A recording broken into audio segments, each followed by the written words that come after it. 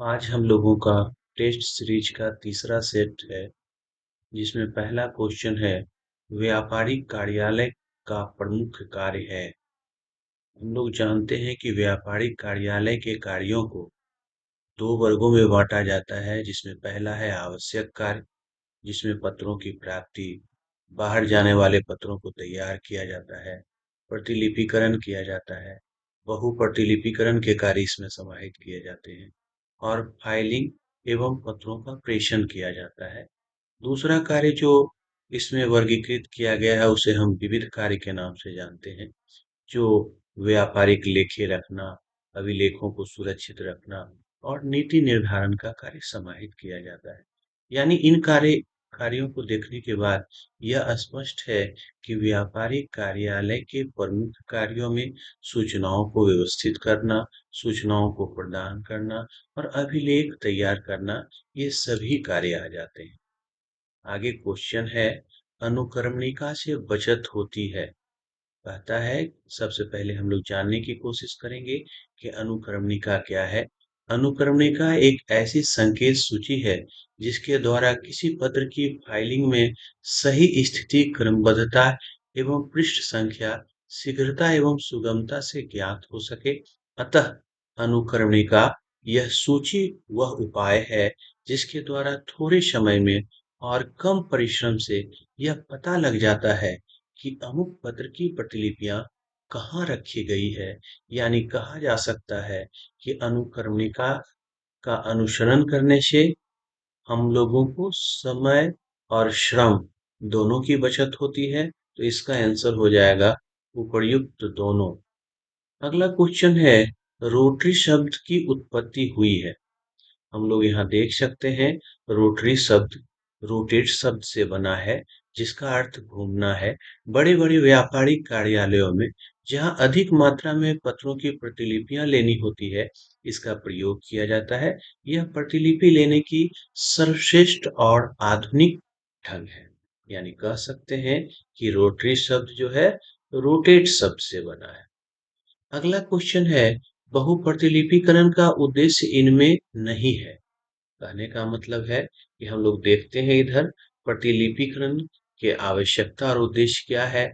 तो वस्तु का विज्ञापन करना एवं प्रचार करना, बाजार का विस्तार करना, समय एवं श्रम की बचत करना, ग्राहकों से संपर्क बनाए रखना, सामान्य सूचनाएं देना, ये सारे उद्देश्य हैं। लेकिन इन सारे उद्देश्यों में लागत नियंत्रण का कहीं उद्देश्य नहीं है। क्वेश्चन में बोल रहा है कि बहु प्रतिलिपिकरण का इसमें से कौन सा उद्देश्य नहीं है, तो हम लोगों का आंसर हो जाएगा लागत नियंत्रण।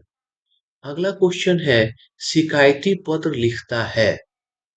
कहता है कि शिकायती पत्र कौन लिखता है। तो इधर हम लोग देखते हैं, जो पत्र एक व्यापारी द्वारा दूसरे व्यापारी को व्यापारिक व्यवहारों के संबंध में हुई त्रुटियों की ओर ध्यान आकर्षित करने एवं उन्हें दूर करने के उद्देश्य से लिखा जाता है, ऐसे पत्र को शिकायती पत्र कहते हैं। यानी शिकायती पत्र क्रेता विक्रेता पे भी लिख सकता है और विक्रेता क्रेता पे भी लिख सकता है, इसलिए इसका आंसर हो जाएगा उपर्युक्त ए एवं बी दोनों। अगला क्वेश्चन है, वाणिज्यिक बैंक के कार्यों में शामिल है।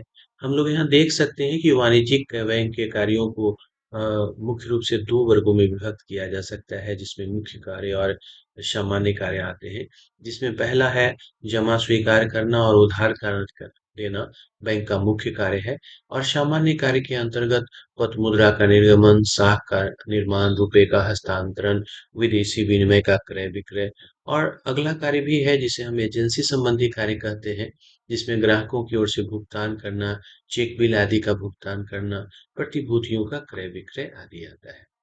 अगला क्वेश्चन है, व्यवसाय के लिए सबसे उपयुक्त खाता है। कहता है कि व्यवसाय के लिए सबसे उपयुक्त खाता कौन सा है। तो हम लोग जानते हैं कि व्यवसाय के अंतर्गत बार बार पैसा जमा करना और निकासी की आवश्यकता होती है, और ये सारी सुविधाएं चालू खाता में हमें मिलती है। इसीलिए इसका आंसर हो जाएगा कि एक व्यवसाय के लिए चालू खाता सबसे उपयुक्त खाता होता है। आगे है, डाकघर बचत खाता कितने समय में मृत खाता मान लिया जाता है। तो सामान्य तौर पर डाकघर बचत खाता को 5 वर्षों में मृत खाता मान लिया जाता है। अगला क्वेश्चन है, रेखांकन संभव है जब कहता है कि जब किसी चेक के मुख्य पृष्ठ पर दो समानांतर तिरछी रेखाएं खींच दी जाती है, तो इस कार्य को चेक का रेखांकन कहते हैं, यानी कह सकते हैं कि रेखांकन विनिमय साध्य प्रलेखों में चेक का रेखांकन होता है। अगला सो क्वेश्चन है, बैंक ड्राफ्ट है, तो इसमें हम लोग देख सकते हैं, यह धन के भुगतान का एक ऐसा आदेश है जो बैंक के एक कार्यालय से उसी बैंक के दूसरे कार्यालय पर आहरित किया जाता है तथा जिसमें मांग करने पर राशि देय होती है। यानी कह सकते हैं कि बैंक ड्राफ्ट में एक बैंक अपनी दूसरी शाखा को भुगतान करने का आदेश देती है। अगला क्वेश्चन है, एक प्रतिज्ञा पत्र की जरूरत नहीं होती है। कहता है कि हम लोग जानते हैं कि प्रतिज्ञा पत्र एक शर्त रहित लिखित विलेख है जिसमें लेखक अपने हस्ताक्षर करके किसी निश्चित व्यक्ति को या उसके द्वारा आदेशित व्यक्ति को अथवा वाहक को एक निश्चित धनराशि देने की प्रतिज्ञा करता है। यानी कहने का आशय यह है कि वह खुद से लिखता है, इसलिए उसे किसी से स्वीकृति करने की आवश्यकता नहीं होती है। अगला क्वेश्चन है, रेखांकन में प्रयोग किए जाने वाले शब्द हैं। रेखांकन में एंड कंपनी और विनिमय साध्य केवल प्राप्तकर्ता के खाते में ये सारी बातों का उल्लेख किया जाता है, जिसमें सारे का उद्देश्य होता है कि पैसा अकाउंट के माध्यम से भुगतान किया जाए, यानी इसका आंसर हो जाएगा इनमें से सभी। अगला क्वेश्चन है, एक चेक निम्न में से क्या होता है? एक चेक एक विनिमय पत्र के रूप में प्रयोग किया जाता है, जहां पर आप अपनी वस्तुओं को इसके माध्यम से आसानी से खरीद बेच सकते हैं। अगला क्वेश्चन है, अधिविकर्ष की सुविधा उपलब्ध है। अधिविकर्ष का यहाँ आशय यह है कि कभी-कभी खाता धारकों को आवश्यकता के अनुसार दूसरे व्यक्ति को अपने खाता में मौजूद राशि से अधिक पैसे निकालने की आवश्यकता हो जाती है और बैंक के द्वारा अधिविकर्ष की सुविधा चालू खाता धारकों को दी जाती है। अगला क्वेश्चन है, यात्रा करते समय अपने साथ रखना सुविधाजनक है। कहने का आशय यह है कि पहले के दृष्टिकोण से अगर देखा जाए तो एक स्थान से दूसरे स्थान पैसा लाना ले जाना बहुत ही कठिन होता था। वैसी परिस्थिति में यात्री चेक काफी सुविधाजनक होता था, लेकिन आधुनिक परिस्थितियों में एटीएम वगैरह के आविष्कार हो जाने के बाद इसका प्रचलन थोड़ा कम सा गया है। आगे कहता है, ब्याज नहीं देने वाला खाता है। चूंकि चालू खाता में बहुत सारी सुविधाएं होती है, जिसमें जमा करने और निकासी की कोई पाबंदियां नहीं होती है, इसलिए कहा जाता है कि ब्याज नहीं देने की सुविधा चालू खातों धारकों में मौजूद होती है। अगला क्वेश्चन है, विदेशी मुद्रा में लेन देन करने वाला बैंक कहलाता है। विदेशी मुद्रा की जरूरत सामान्य तौर पर व्यापारी वर्गों को होती है और इसकी सुविधा विनिमय बैंक के द्वारा प्रदान की जाती है। अगला क्वेश्चन है, यदि भूलवश बीजक में विक्रेता द्वारा कम दाम लगाए गए हों, तो विक्रेता कौन सा प्रपत्र बनाकर क्रेता के पास भेजता है?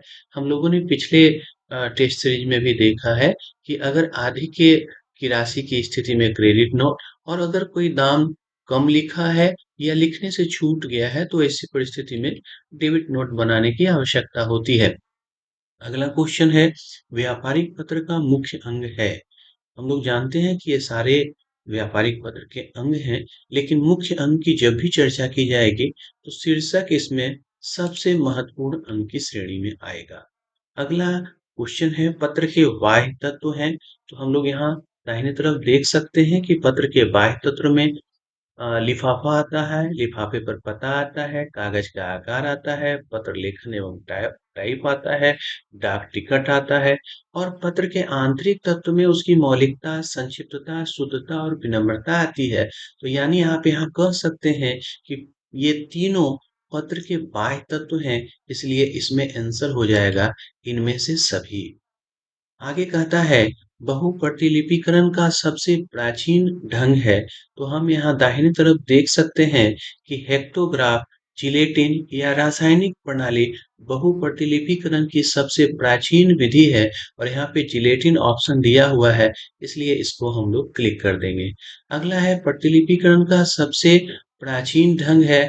तो यहाँ आप देख सकते हैं कि प्रतिलिपिकरण की विधियों में हाथ से प्रतिलिपि लेना, दाब यंत्र के द्वारा प्रतिलिपि लेना, कार्बन पेपर द्वारा प्रतिलिपि लेना, रोटरी मशीन द्वारा प्रतिलिपि लेना, फोटोस्टेट द्वारा प्रतिलिपि लेना। तो आप यहाँ कह सकते हैं कि हाथ से प्रतिलिपि लेना प्रतिलिपिकरण की सबसे प्राचीन विधियां। प्रतिलिपिकरण की विधियां हैं, तो यहाँ पर कहा जा सकता है कि हाथ से प्रतिलिपि लेना, दाब यंत्र द्वारा प्रतिलिपि लेना, कार्बन द्वारा प्रति। इसका आंसर हो जाएगा इनमें से सभी। अगला क्वेश्चन है कि अनुक्रमणिका है। जॉर्ज और टेरी के अनुसार अनुक्रमणिका एक खोजी उपकरण है। वह इस बात का सुराग देती है कि सामग्री किस प्रकार क्रमबद्ध किया गया है, यानी इसका आंसर ये वाला। अगला क्वेश्चन है, कार्ड अनुक्रमणिका के अंग हैं। हम लोग दाहिने तरफ देख सकते हैं कार्ड अनुक्रमणिका की आवश्यक सामग्री, दराज वाली अलमीरा, नाम कार्ड, संकेत कार्ड, अनुपस्थिति कार्ड, यानी ये वाला आंसर इसका हो जाएगा। अगला है फाइलिंग के उद्देश्य हैं। फाइलिंग की आवश्यकता, तो कहता है फाइल सबसे प्रसिद्ध है, इसके लिए एक दराज वाली अलमीरे की आवश्यकता होती है। दराजों की संख्या पत्रों की संख्या पर निर्भर करती है। तो प्रत्येक दराज पर संकेत पत्र लगे होते हैं। पत्र को संबंधित संकेत पत्र के नीचे फाइल किया जाता है। तो यानी कह सकते हैं कि फाइलिंग के उद्देश्य न्यायालय में साक्षी, मतभेदों का निपटारा और ग्राहकों को स्मरण कराना, ये सब आ जाएगा। आगे कहता है सबसे उत्तम लेटी हुई फाइलिंग की श्रेणी। सब लेटी हुई फाइलिंग में शैनन फाइल आता है। अगला क्वेश्चन है, खरी अवस्था में पत्र फाइल करने वाली प्रणाली कहलाती है। खरी अवस्था में फाइल करने वाली प्रणाली खरी फाइलिंग कहलाती है। कार्यालय शब्द की उत्पत्ति कार्य प्लस आलय यानी दो शब्दों के योग से बनी है। व्यापारिक संस्था के लिए योजना कौन सा विभाग बनाता है? व्यापारिक संस्था के लिए योजना योजना विभाग बनाता है। कुछ नहीं, सबमिट कर देना है। एक बार व्यू स्कोर चेक कर लेना है। यह सामने आ गया। इस प्रकार हम देख सकते हैं कि हमारे सभी प्रश्नों का उत्तर दे दिया गया है।